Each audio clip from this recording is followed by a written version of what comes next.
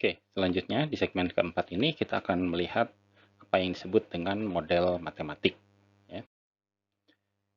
Jadi, eh, seperti tadi dikatakan, model itu mendeskripsikan apa yang kita yakini terjadi di alam, gitu ya, dan bagaimana fungsi sistem tersebut terjadi. Ya. Dalam model matematik, kita menerjemahkan apa yang kita yakini terjadi tersebut di dalam suatu bahasa matematika. Ya, bahasa matematika itu biasanya dibuat dalam bentuk persamaan, gitu ya. Jadi apa yang terjadi di alam, di real world, gitu ya, dibuat real modelnya. Secara matematis kita buat model matematiknya, kemudian kita buat solusinya.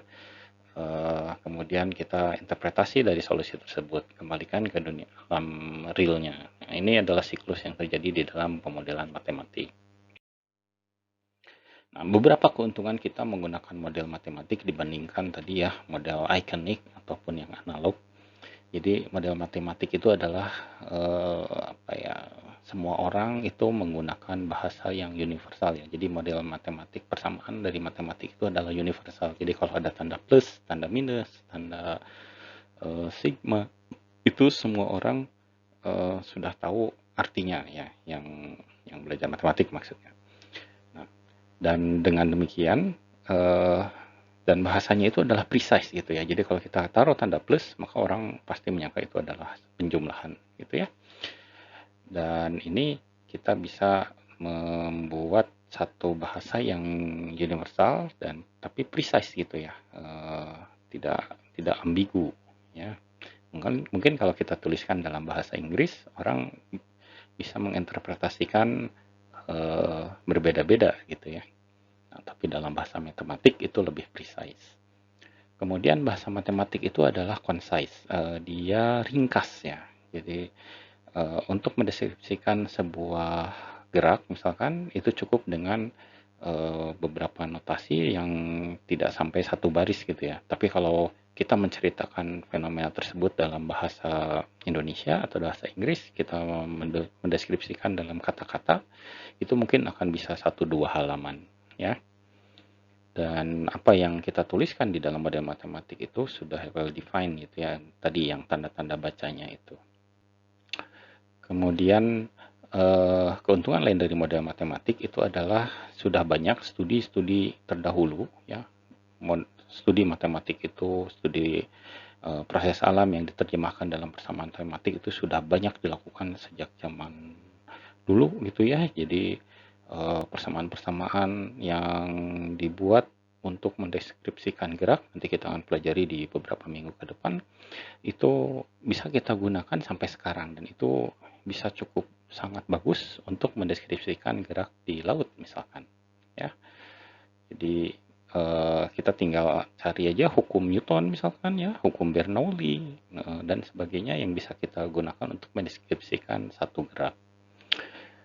Kemudian keuntungan lain dari model matematik itu adalah perkembangan komputer ya, karena dengan kemampuan numerik sekarang yang jauh dan cepat sekali meningkat gitu ya, itu proses perhitungan yang dilakukan itu bisa melibatkan banyak persamaan, hitungan yang panjang dan lama gitu ya. Tapi eh, dengan perkembangan komputer, apa yang mungkin 10 tahun lalu eh, itu dilakukan selama 1 minggu perhitungannya, dengan komputer yang ada sekarang itu bisa dilakukan hanya dalam beberapa jam. Nah, itu beberapa keuntungan dari pemodelan eh, matematik. Ada beberapa jenis model matematik yang bisa kita pilih untuk mendeskripsikan satu proses atau sistem di alam, gitu ya. Di sini ada kita bisa gunakan yang linear atau non-linear, kemudian yang statik atau yang dynamic gitu ya.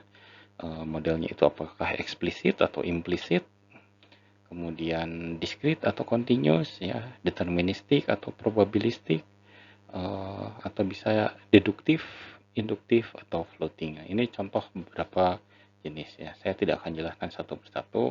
Eh, Kalian bisa cari sendiri apa yang dimaksud dengan model linear dan non-linear ataupun yang statik atau dynamic dan sebagainya ini. Oke. Ini yang lebih penting, pada saat kita menerjemahkan apa yang terjadi di alam ke dalam sebuah model matematik, maka kita akan membuat satu simplifikasi dan asumsi ya. Kenapa simplifikasi dan asumsi tersebut kita lakukan? Simplifikasi itu kita lakukan karena tidak mungkin semua yang berpengaruh dalam sistem yang ada di alam itu kita masukkan ke dalam sebuah persamaan matematik ya. Contohnya tadi gerak di laut itu mungkin faktor yang bisa menggerakkan air itu sangat banyak ya. Selain angin, kemudian gravitasi, tekanan udara dan sebagainya gitu ya. Bisa juga misalkan geraknya kapal atau pergerakan biota laut itu tidak mungkin semua yang mempengaruhi gerak air itu bisa kita modelkan.